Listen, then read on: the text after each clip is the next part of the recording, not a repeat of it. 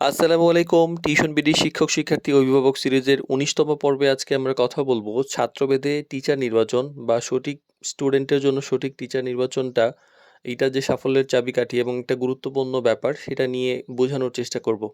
অনেকেই এই ভুলটা করে থাকেন যে সঠিক স্টুডেন্টের জন্য সঠিক স্টুডেন্ট দেন না।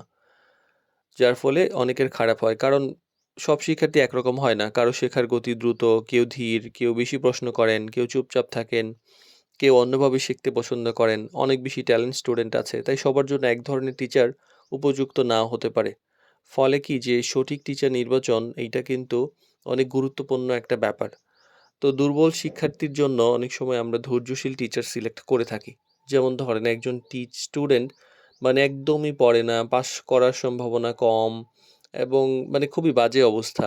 মানে সে পড়তেই বসে না। মানে মোটামুটি পাস করলেই হলো। এর জন্য যদি আপনি বলেন যে আমার ঢাকা ইউনিভার্সিটি বুয়েটের স্টুডেন্ট লাগবে, তারা কিন্তু এই দায়িত্বটা নিবে না। মানে সবাই নিবে না, কেউ নিতেও পারে। নিবে না কেন? কারণ ওদের সপ্তাহে মাত্র পড়ায় ৩ দিন, সময় দেয় মাত্র ১.৫ ঘন্টা, স্যালারি এত টাকা নেয়। তো সেক্ষেত্রে কিন্তু স্টুডেন্ট দিয়ে আপনি খুব একটা সুবিধা করতে পারবেন না। তো এনার জন্য নরমালি দরকার একজন ধৈর্যশীল টিচার, যার অনেক বেশি সময় আছে, যিনি সহজ ভাষায় ব্যাখ্যা করেন, ছোট ছোট ধাপে শেখান এবং অনেক বেশি সময় দিলেও তার অসুবিধা হয় না। এইরকম অনেক মানে আছে যারা হয়তো চান, হয়তো টিউশন কম পান, বাট অনেক দায়িত্বশীল আছেন। মানে ওনারা দায়িত্ব নিয়ে সময় দিয়ে পড়াতে পারবেন। এই ধরনের টিচার সিলেকশনটা অনেক বেশি গুরুত্বপূর্ণ। আবার মেধাবী শিক্ষার্থীর জন্য কিন্তু মেধাবী বা চ্যালেঞ্জিং টিউটর দরকার। অনেকে আছেন যে আ ভালো মানে স্টুডেন্ট অনেক ভালো, শার্প, তার মানে নরমাল স্টুডেন্টের চাইতে সে এক ধাপ আগায়া আছে তার ক্লাসমেটদের চাইতে। তার জন্য আসলে গভীর জ্ঞানসম্পন্ন শিক্ষক দরকার। যেটা বলছিলাম হয়তো বুয়েটের ভালো কোনো শিক্ষক বা ইংলিশ মিডিয়ামের ভালো কোনো শিক্ষক বা ঢাকা ইউনিভার্সিটির বা পাবলিক ইঞ্জিনিয়ারিং এর বা ওরাই যে ভালো এরকম না, বাট যেকোনো ওয়েতে একজন ভালো শিক্ষক দরকার। আ যেন হচ্ছে তাকে তার যে যতটুকু বইয়ে আছে তার চাইতে আরো অতিরিক্ত প্রশ্ন, অতিরিক্ত এনালাইসিস ভিত্তিক পড়ানো, প্রতিযোগিতামূলক পড়ানোর জন্য প্রস্তুতি নেওয়া, এই ধরনের ব্যাপারগুলো নিয়ে তাকে যেন প্রস্তুত করতে পারে। আবার কম মনোযোগ মানে কিছু স্টুডেন্ট আছে একদমই অমনোযোগী, সে পড়তেই চায় না। সে দেখা যায় যে এক বলে একরকম তার মনে থাকে না।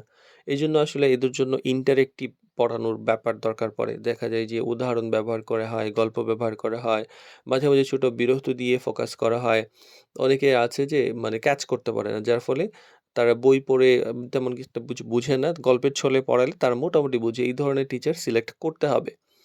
আবার মানে বোর্ড বা কারিকুলাম ভিত্তিক ব্যাপার থাকে। যেমন Bangla medium, English medium, English version এদের জন্য কিন্তু পড়ানোর ধরন আলাদা, প্যাটার্ন আলাদা, কোয়েশ্চেন প্যাটার্ন আলাদা, বোর্ড আলাদা।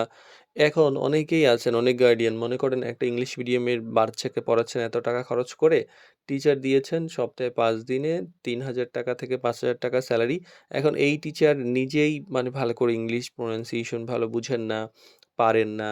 মোটামুটি কোনরকম কাজ চালানোর ব্যাপার যে তার পড়াগুলো কমপ্লিট করে দিয়ে আসছে। এখন এই টিচার উনার সঙ্গে হয়তো ইংলিশে ওভাবে এক্সপ্লেনেশন, কমিউনিকেশনটা করতে পারছেন না। অনেকেই পারেন বাট মেক্সিমাম ক্ষেত্রে পারেন না, যেটা আমরা এক্সপেরিয়েন্স করি। তো একটা সময় গিয়ে দেখা যায় এই বাচ্চাটা পিছায়া যায়। তার মানে ইংলিশ মিডিয়ামের তো মানে একটা অন্যরকম চাহিদা থাকে। তো সেক্ষেত্রে দেখা যায় যে এই স্টুডেন্টটা ইংলিশে ঠিকমতো কমিউনিকেশন শিখতে পারে না। তার পড়াশোনার মধ্যে তার ক্লাসের মধ্যে সে পিছায়া যায়। যার ফলে বোর্ড অনুযায়ী বা যে কারিকুলামটা ভালো করে জানে, ঐরকম ধরনের শিক্ষক ম্যাচ করা ভালো। ব্যক্তিত্বেরও একটা অনেক সময় ম্যাচিং থাকে। যে অনেক সময় মানে দেখা যায় যে ছাত্র এবং শিক্ষকের মধ্যে মানসিক মিল হয় না। একজন টিচার অনেক সময় হয়তো জলি মাইন্ডেড থাকে বা মানে অনেক বেশি ভারী থাকে। তো এই সময় দেখা যায় যে স্টুডেন্টের মধ্যেও মানে গ্যাপ হইতে পারে। স্টুডেন্টটা অনেক ভারী থাকতে পারে, জলি মাইন্ডেড থাকতে পারে। তখন দেখা যায় যে কমিউনিকেশন আ প্রপারলি হয় না। পারস্পরিক সম্মান কমে যায়, অস্বস্তিকর একটা যোগাযোগ তৈরি হয় এবং একটা আস্থার সম্পর্ক সেটাও নষ্ট হয়ে যায়। ফলে ঠিকমতো হয় না। তো এই ক্ষেত্রে অনেক বেশি গুরুত্বপূর্ণ হলো যে এইটা ব্যালেন্স করে ঠিক করা। তো কারণ অনেক সময় দেখা যায় যে মানে অনেক স্টুডেন্ট এমনও হয় যে টিচারের চেহারা সুন্দর না তাই আমি পড়ব না। এরকম আমরা অনেক কেস পেয়েছি। আবার দেখা যায় যে অনেক টিচার আছেন যে নিজেরা পরিপাটি থাকেন না বা এমনিই চলে যান। তাদেরকে অনেক স্টুডেন্টরা অ্যাকসেপ্ট করতে চায় না। এই ব্যাপারগুলা একটু দেখে বেঁকে সিদ্ধান্ত নিতে হবে। আর মানে টার্গেট থাকে অনেকের যে আমি আসলে পরীক্ষায় পাস করাই শুধুমাত্র একমাত্র লক্ষ্য কিনা? যে আমার জিপিএ 5 পাওয়া লক্ষ্য কিনা, বা আমি আইএলটিএস দিব কিনা, বা আমি ভর্তি পরীক্ষা ক্র্যাক করতে চাই কিনা, বা অলিম্পিয়াড বা বিশেষ কোনো প্রতিযোগিতার জন্য আমি প্রস্তুতি নিতে চাই না, বা কোনো স্পেসিফিক ল্যাঙ্গুয়েজ শিখতে চাই কিনা। তো যেটার জন্য যে ধরনের শিক্ষক দরকার সেই ধরনের শিক্ষকই কিন্তু সিলেক্ট করা উচিত।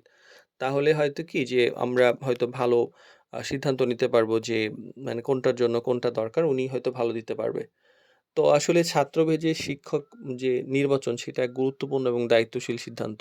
এখানে শুধু ভালো টিচার নয়, বরং উপযুক্ত টিচার বা সঠিক টিচারটা খুঁজে বের করাই বড় একটা গুরুত্বপূর্ণ ব্যাপার। এবং এই যে সঠিক টিচার যদি নির্বাচন করা হয় তাহলে শিক্ষার্থী আত্মবিশ্বাস পায়, শেখার আগ্রহ বাড়ে এবং ফলাফল উন্নত হয়।